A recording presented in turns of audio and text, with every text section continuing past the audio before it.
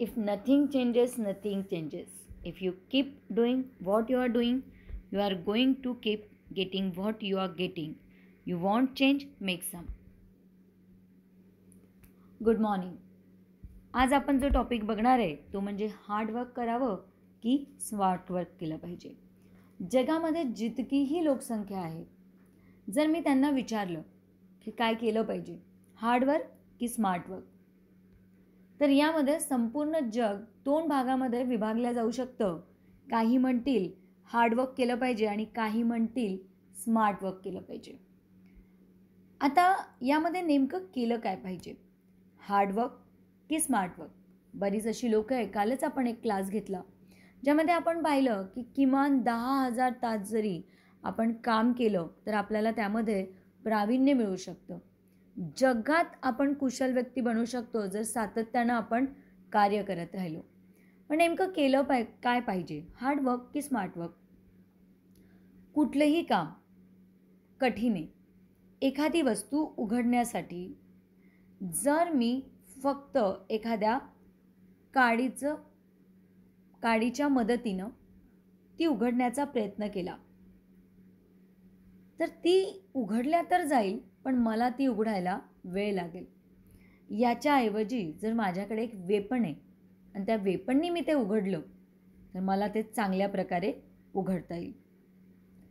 विचार करा, हार्डवर्क म्हणजे ती काडी जिथे तुम्हाला रिझल्ट तर मिळणार आहे, पण ते रिझल्ट मिळायला तुम्हाला वेळ लागेल.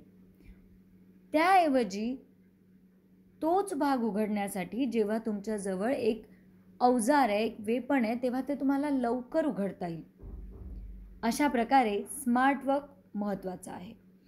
असं म्हटलं जातं आपण अशा प्रकारच्या जगामध्ये सध्या राहतो की ज्या जगामध्ये आपल्याला स्मार्ट वर्क करता आलं पाहिजे, कारण हार्ड वर्क करणारे बरीच लोक आहेत.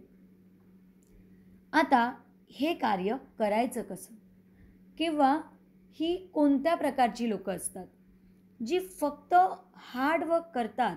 त्यांना आपल्याकडे मराठीमध्ये सांगकाम्या म्हणतात. आणि जी लोक पहिले शिकतात की काम कसं करायचं आणि मग लोकांना शिकवतात त्यांना कामसांग्या म्हणतात. तर संपूर्ण जग हे 2 प्रकारच्या लोकांनी भरलेलं आहे, सांगकाम्या आणि कामसांग्या. आपल्याला काय बनायचं आहे ते आपण ठरवायचं, काय बेस्ट आहे. मी नेहमी असं म्हणत असते की कुठल्याही गोष्टीचा अगदी एक्स्ट्रीम लेवलवरती विचार करायची गरजच नाही आहे की फक्त हेच बरोबर आहे किंवा हे बरोबर नाही आहे. याचाच अर्थ जगामध्ये ज्यांनी मेहनत केली, प्रावीण्य मिळवलं, उदाहरणार्थ मला फुटबॉल प्लेअर व्हायचं आहे किंवा मला चांगला क्रिकेट प्लेअर व्हायचं आहे, त्याच्यासाठी मला प्रॅक्टिस पण करावीच लागणार आहे. फक्त आणि फक्त स्मार्ट वर्क करून मी ती करू शकणार नाही. याचाच अर्थ काय की आपल्याला प्रावीण्य मिळवण्यासाठी हार्ड वर्क करावंच लागणार आहे, मेहनत करावीच लागणार आहे. पण मेहनतीसोबतच आपल्याला स्मार्ट वर्कची पण गरज आहे. कुठल्याही गोष्टीत प्रावीण्य मिळवण्यासाठी आपल्याला त्या विषयावरची चांगली पुस्तकं लागतील, चांगला मेंटर लागेल जो आपल्याला टिप्स किंवा ट्रिक्स सांगू शकतो. आज आपण काय बघायचं आहे, तर आज आपण बघायचं आहे स्मार्ट वर्क कशा पद्धतीनं करता येईल, द लॉ ऑफ फ्यू. याचाच अर्थ फार कमी लोकांना जे माहिती असतं, फार कमी लोकांना माहीत होण्यासाठी तुम्हाला त्या विषयामध्ये जास्तीत जास्त प्रावीण्य आणि कौशल्य मिळवणं आवश्यक आहे. म्हणजे आपल्याला ती बाब ज्याच्यामध्ये आपल्याला नंबर 1 व्हायचं आहे ती चांगल्या पद्धतीनं आत्मसात करावी लागेल. नंतर तीच वस्तू आपल्याला विकणं शिकावं लागेल. यासाठी एक उदाहरण घेऊया. हा एक व्यक्ती आहे, तो एका कम्प्युटरच्या दुकानामध्ये काम करत होता. यानं काय आत्मसात केलं की कशा पद्धतीनं कम्प्युटर रिपेअर केले जातात, आणि कम्प्युटर रिपेअरचं काम करत असताना त्याला तो अमाऊंट मिळत असे, तो पैसा मिळत असे जो कंपनीचा मालक त्याला देत असे. मग याने काय केलं, हे कार्य शिकत असतानाच त्यांनी काही वस्तू रिपेअर करून त्यांना मार्केटमध्ये विकणं सुरू केलं. मार्केटमध्ये सेकंड हँड वस्तू या चांगल्या क्वालिटीच्या विकल्या गेल्यामुळे एक दिवस त्याचा बिझनेस खूप मोठा झाला. यासाठी हे सगळं करण्यासाठी, हे स्मार्ट वर्क करण्यासाठी त्याला कुठल्या कुठल्या गोष्टींची गरज पडली आणि कशा पद्धतीनं तो इतका मोठा बिझनेसमॅन होऊ शकला, या स्मार्ट वर्कपर्यंत तो कसा पोचला ते आपण बघूया. पहिला प्रिन्सिपल काय आहे?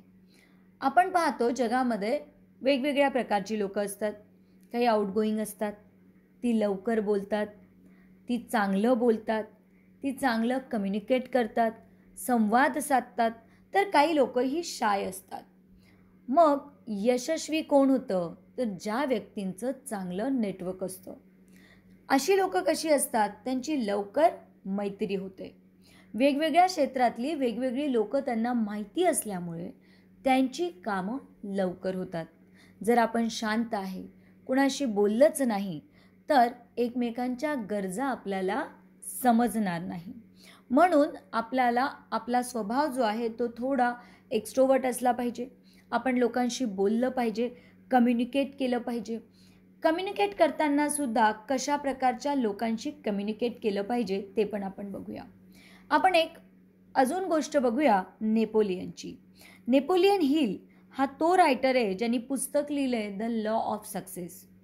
द लॉ ऑफ सक्सेस हे पुस्तक त्याने लिहिलं, खूप प्रसिद्ध झाला आणि प्रसिद्धीच्या या झोतामध्ये ज्यावेळी त्याला लेक्चर घ्यायला लागत असे तर एका क्लासचे तो $100 मिलियन घेत असे.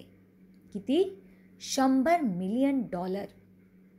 एकदा एका मोठ्या युनिव्हर्सिटीमधनं त्याला बोलवायला आलेत. लोकांनी त्याला बोलावलं क्लास घेण्यासाठी, लेक्चर देण्यासाठी.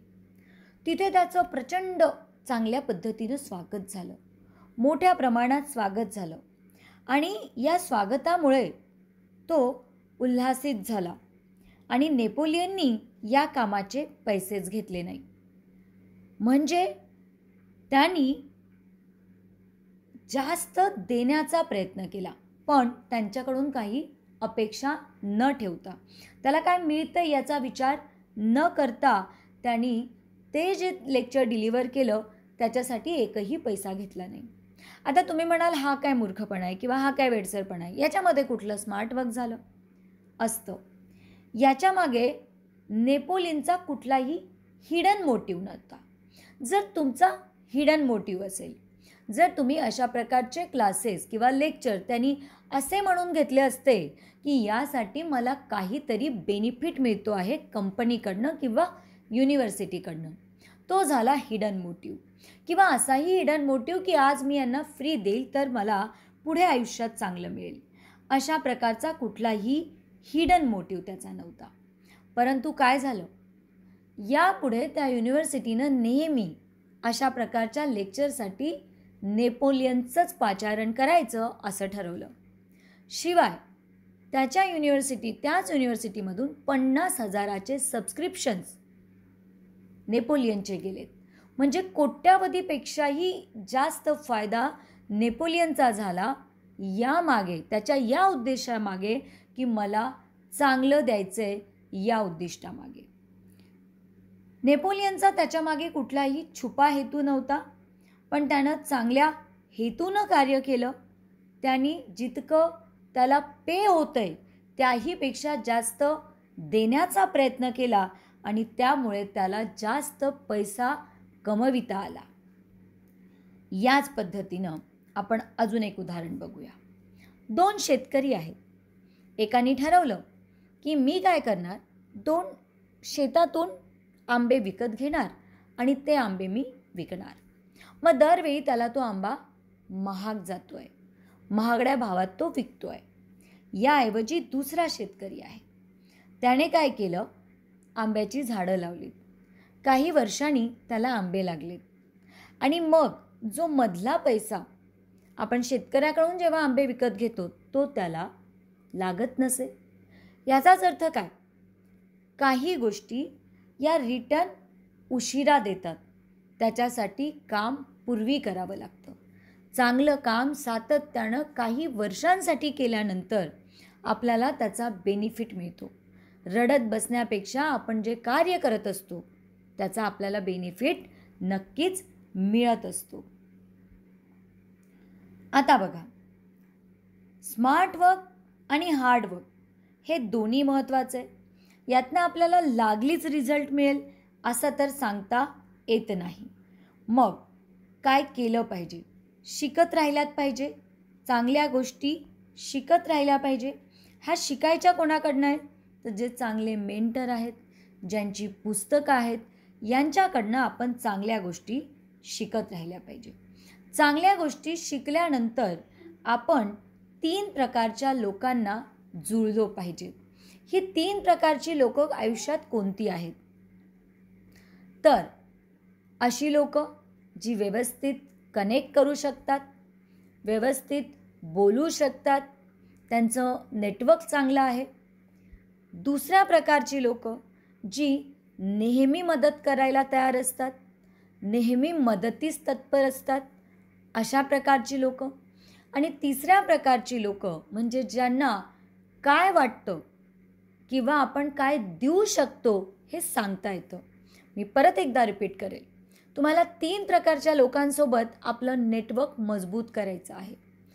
सगळं काही आत्मसात केल्यानंतर, बीज पेरल्यानंतर, आपल्या कार्यात प्रावीण्य मिळवल्यानंतर, देण्याच्या हेतूनं काम केल्यानंतर पुन्हा एकदा 3 प्रकारच्या लोकांशी तुम्ही जुळलं पाहिजे. पहिला प्रकार तो जे लोकांना कनेक्ट होतात, लोकांशी चांगलं बोलतात, त्यांचं नेटवर्क चांगलं आहे. दुसऱ्या प्रकारची लोकं ती जी मदतीला नेहमी तयार असतात, चांगल्या गोष्टी सांगतात. जसं की मी तुला सांगतो फॉर्म कुठल्या वेबसाईटवर आहे, मी तुला सांगतो कुठली पुस्तकं वाचली पाहिजे. तिसऱ्या प्रकारची लोकं ती ज्यांना आपली बाजू चांगल्या पद्धतीनं मांडता येतं किंवा जे त्यांना देता येतं ते त्यांना विकतासुद्धा येतं. यावेळी आपण ज्या व्यक्तींचा शोध घेतोय असेच गुण जर आपल्यात असतील तर आपल्याला तशाच प्रकारची लोकं मिळत जातील. म्हणजे पहिले हे तुम्हाला व्हायचं आहे. चांगल्या कला आत्मसात केल्यानंतर तुम्हाला 3 प्रकारचे गुण तुमच्यात हवे. चांगले सोबती, चांगले मित्र, ज्यांचं चांगलं नेटवर्क आहे, जे मदतीला तयार आहेत आणि ज्यांचं कन्व्हिन्सिंग किंवा कन्फेशन खूप चांगलं आहे, अशा लोकांसोबत तुमची मैत्री असली पाहिजे. नक्कीच hard work and smart work both are necessary. आज आपण पाहिलं प्रावीण्य मिळवल्यानंतर पण कशा पद्धतीनं आपण कार्य करू शकतो. भेटत राहूया. जय भारत, जय महाराष्ट्र.